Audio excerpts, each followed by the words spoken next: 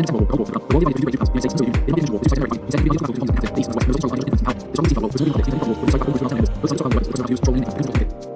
hour later. I want to take a trip to the Vatican City, the Sistine Chapel.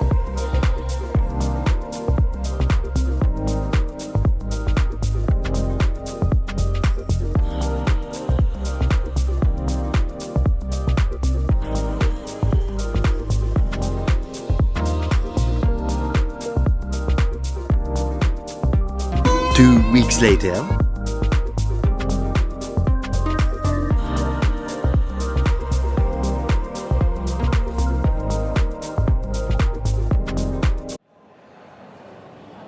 Hello, welcome to the Vatican Museums. I am Kristine Ballovar, your tour guide, and today we'll be focusing on the world's famous Stanza della Signatura, particularly the painting of Raphael, the School of Athens. Oh really? This is gonna be exciting. Let us now proceed inside. A quick tour of the Vatican City.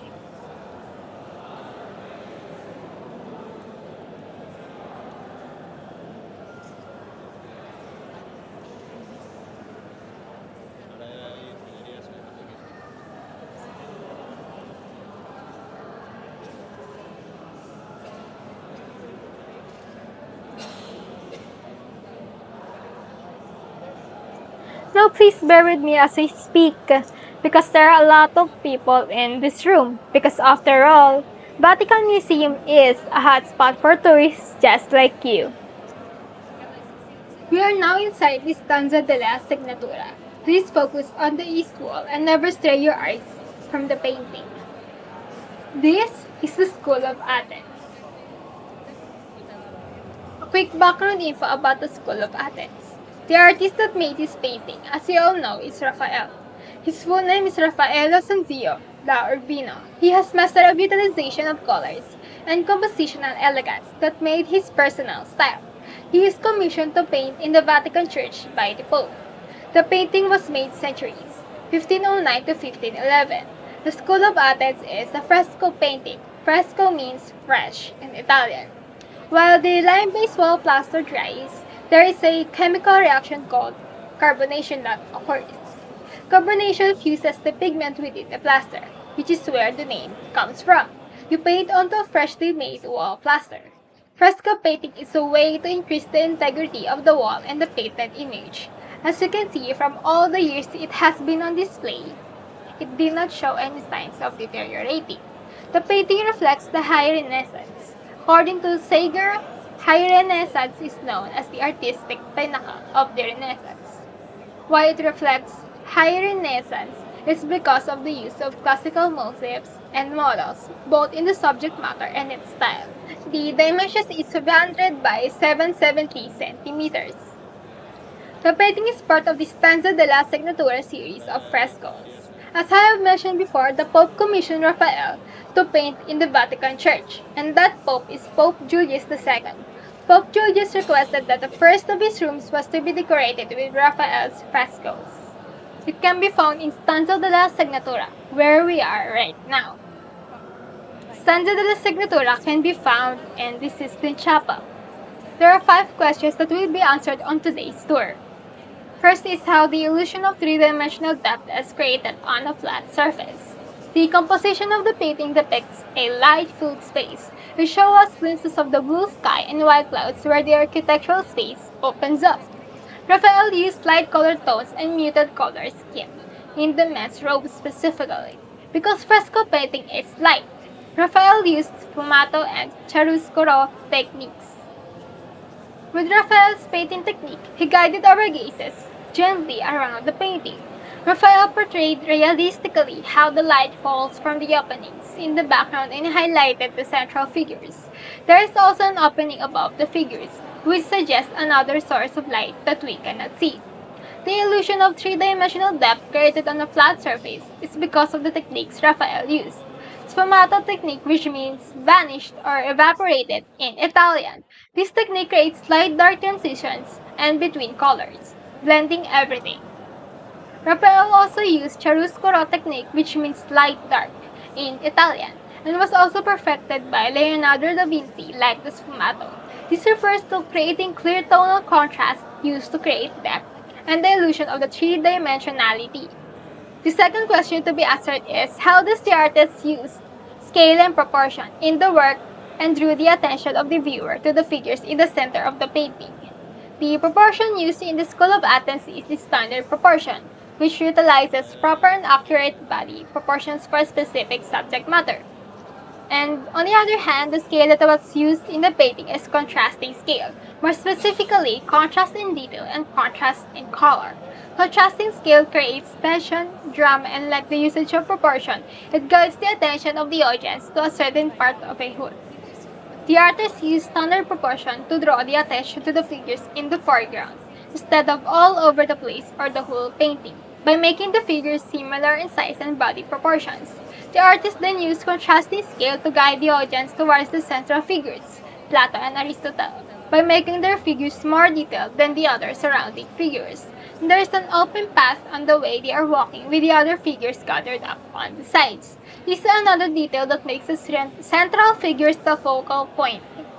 Another is creating depth and emphasis on their figures through light and dark color contrasting.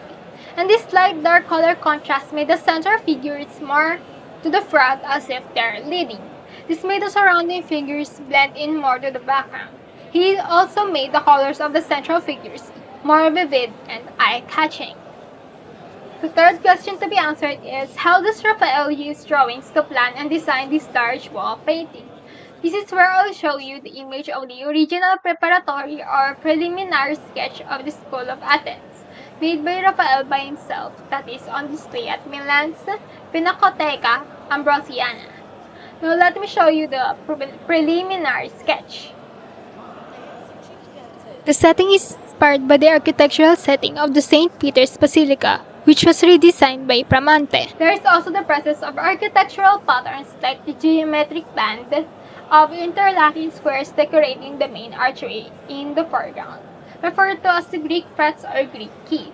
So from these, Raphael used drawings to get inspired from other artists, like the techniques he used to create the three-dimensionality for his painting, which he got from Leonardo da Vinci, and the architecture on the School of Athens from the work of Bramante.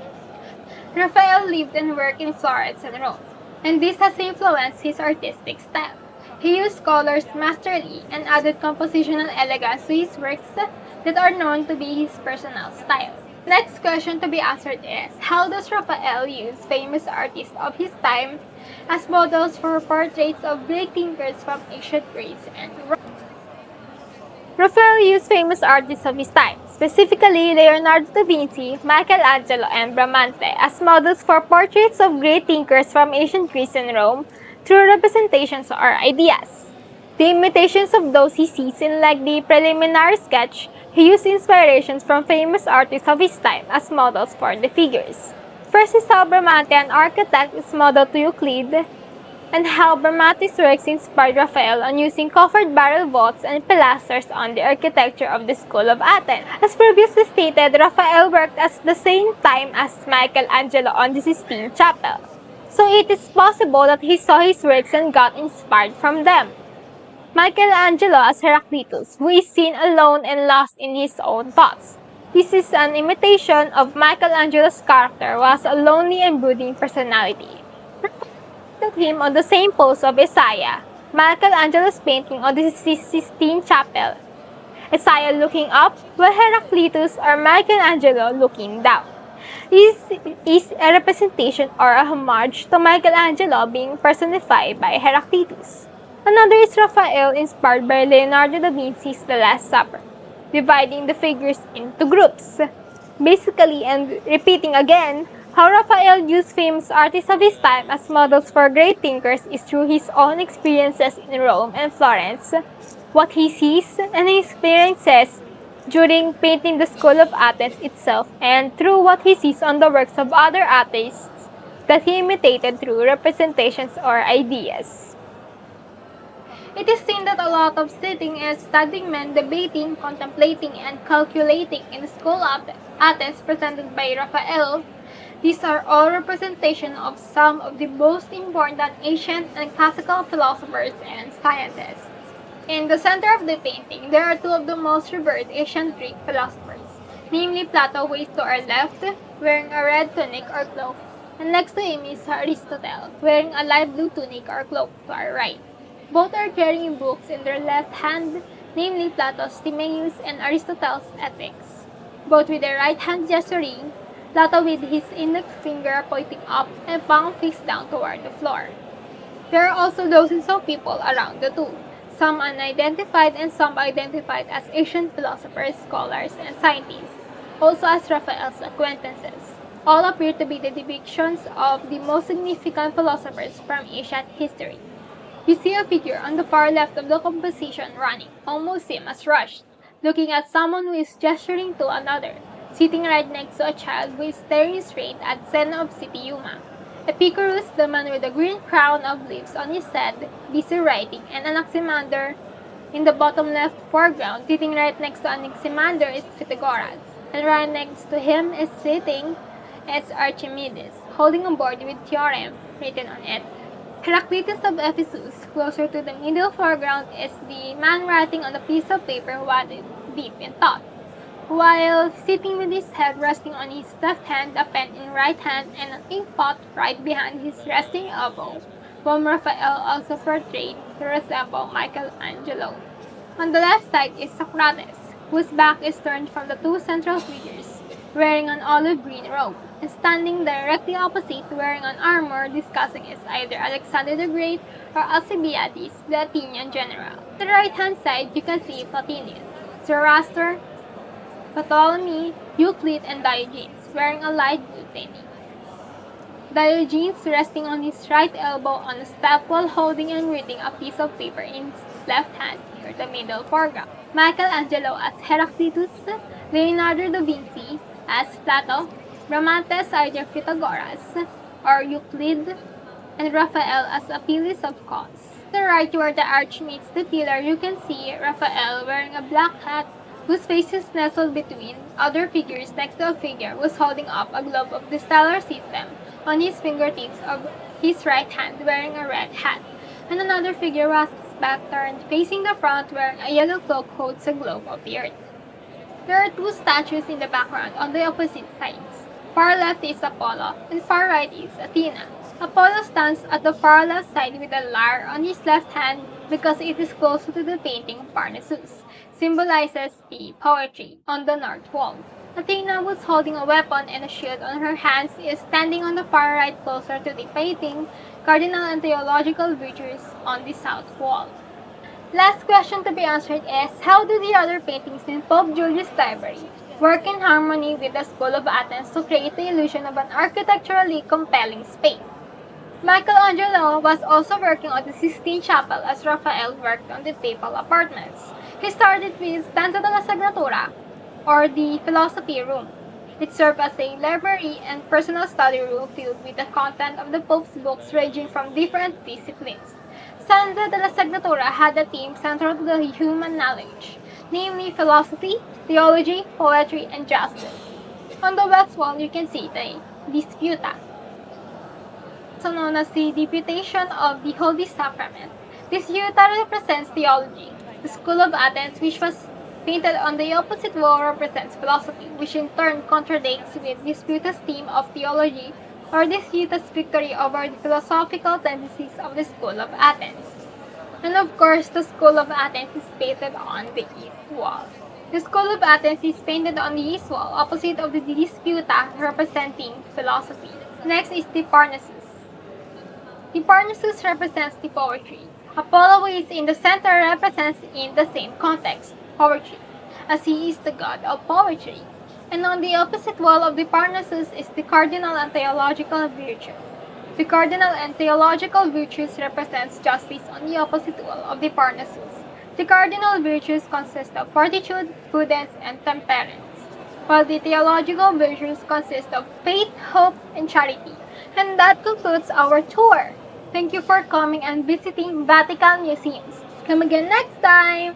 Wow, now that's a very informational and enjoying tour. I have learned a lot from this tour.